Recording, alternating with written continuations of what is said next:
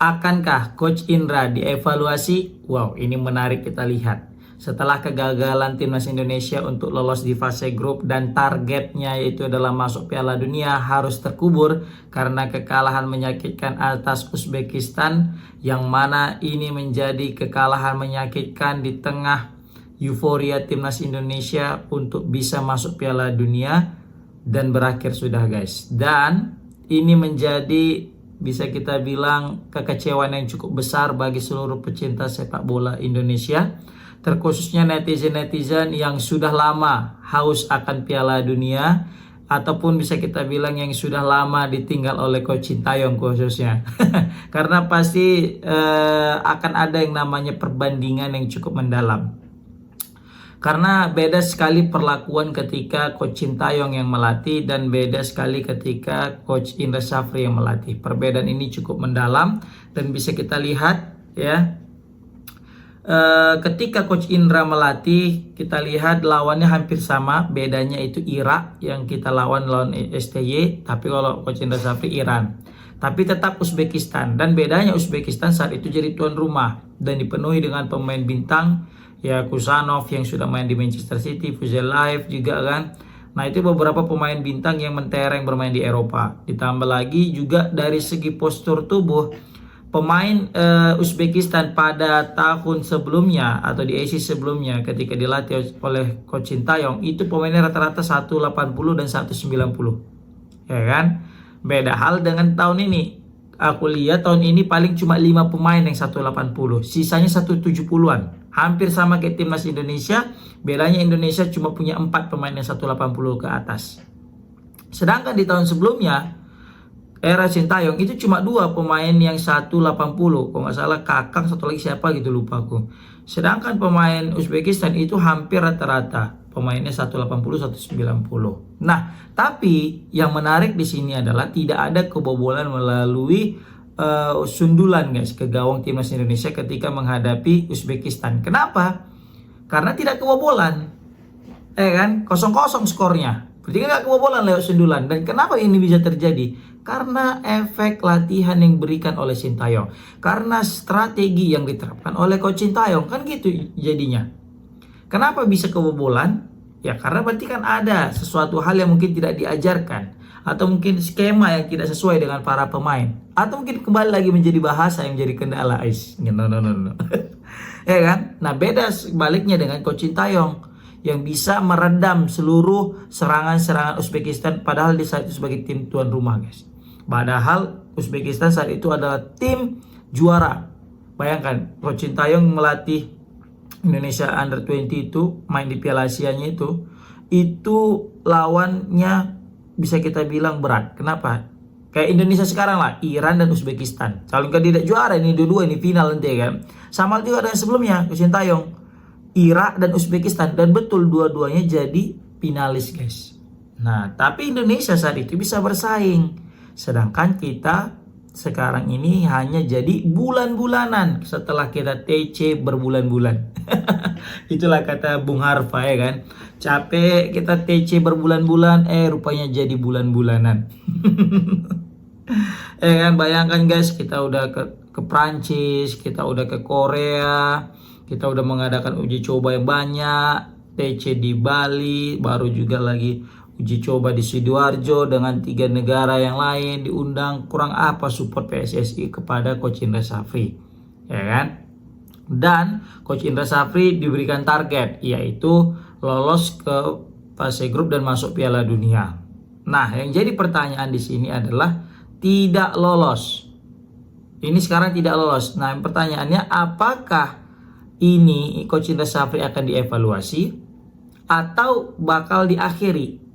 Nah, kita berkaca daripada Coach Sintayong yang diberikan berbagai macam target yang bahkan bisa kita bilang impossible target.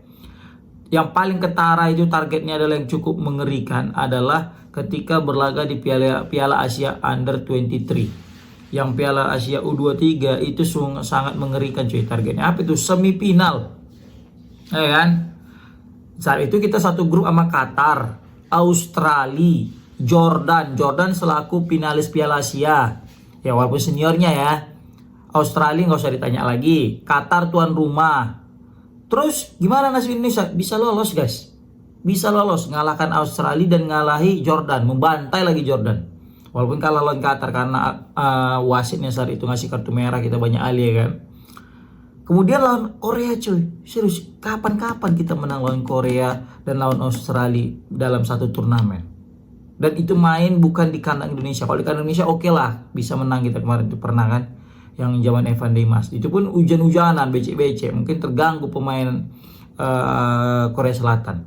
Nah kemarin itu lawan Korea kita mainnya mendominasi 2-2 skornya meskipun penalti menangnya, ya kan, lolos ke semifinal. Itu targetnya guys, dan terlampaui sama Coach Sintayong, ya kan. Nah yang jadi masalah ketika AFF kemarin nggak ada target, tiba-tiba dipecat kan gitu, dievaluasi dan dipecat. Nah yang jadi pertanyaan sekarang ini, gimana dengan Coach Indra Syafri? Dia dikasih target terus nggak dilampaui, apakah ini akan dievaluasi dan dipecat, atau Coach Indra Syafri nanti mungkin akan mengundurkan diri? Ingat kata-kata Bung Toel apa itu, STY, jika Anda masih punya malu mundurlah, kan gitu kan. Nah ini menarik kita lihat nih, apakah Coach Indra Syafri akan mundur atau gimana nih. Nah makanya kita bilang semoga aja perlakuan kepada Coach Sintayong dengan Coach Indra Syafri tidak berbeda, jadi sama-sama lah kepada semuanya gitu ya kan. Kita bukan mendiskreditkan Coach Indra Syafri, bukan, tapi kita lebih kepada federasi sih sebenarnya ini ya kan. Kita karena kecewa dengan sikap federasi yang mana kemarin itu memecat Sintayong secara tiba-tiba, dan ya kita karena kesal karena mengikuti prosesnya, terus dengan hasil yang kayak gini ya kita jadi langsung membanding-bandingkan kan gitu jadinya. Nah, sebenarnya Coach Indra Syafri nggak salah guys, enggak, baik, bahkan beliau ini udah menyumbangkan piala trofi, 4 trofi lagi kalau nggak salah, 3 kali AFF, U19 tahun 2013, U22 tahun 2018, dan U19 tahun 2024. Itu segi AFF, medali SEA Games 2023, padahal udah lama kali kita SEA Games enggak. Nah ini kita berarti menandakan Coach Indra Syafri sebenarnya berkualitas guys, tapi kayaknya berkualitasnya hanya untuk level ASEAN, belum masuk ke level Asia seperti itu. Ini terbalik nih aku lihat ya, kayaknya cocok nih saling melengkapi sebenarnya Coach Sintayong dengan Indra Syafri. Kenapa aku bilang saling melengkapi? Contoh, Coach Sintayong di level ASEAN itu melempem, tapi kalau dari level Asia itu gacor.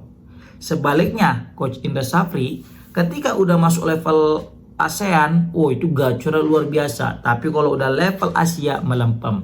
Nah jadi kayaknya sebenarnya cocok nih, kemarin tuh duet nih orang ini, Coach Indra Syafri sebagai pelatih mau semua umur, mau senior level ASEAN, dan juga kalau udah masuk level Asia itu biarkan Coach Sintayong.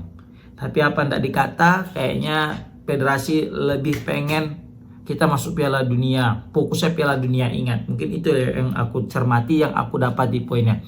Indonesia ingin lolos Piala Dunia, makanya mengganti Coach Sintayong dengan pelatih Belanda yang notabene punya culture dan paham sepak bola sesuai dengan visinya dengan para pemain itu. Jadi biar bisa lebih enjoy untuk menjalankan skema permainan seperti itu guys. Yang jelas kita menanti nih. Kita juga menanti beberapa pengamat-pengamat yang selama ini selalu menyalahkan Sintayong, ya kan?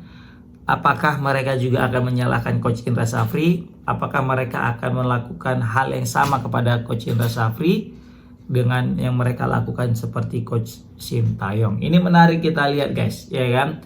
Tapi ini bukan uji coba lagi ya. Ini sekali lagi bukan uji coba, ini udah di ajang resmi. Tapi sekali lagi kita mengucapkan terima kasih sebanyak-banyaknya kepada federasi, kepada pemain, kepada pelatih yang sudah berjuang untuk timnas Indonesia. Ya, karena apapun ceritanya, seburuk-buruknya timnas kita harus tetap apresiasi karena mereka sudah berjuang. Oke, ingat kata Pak Erick Thohir apa?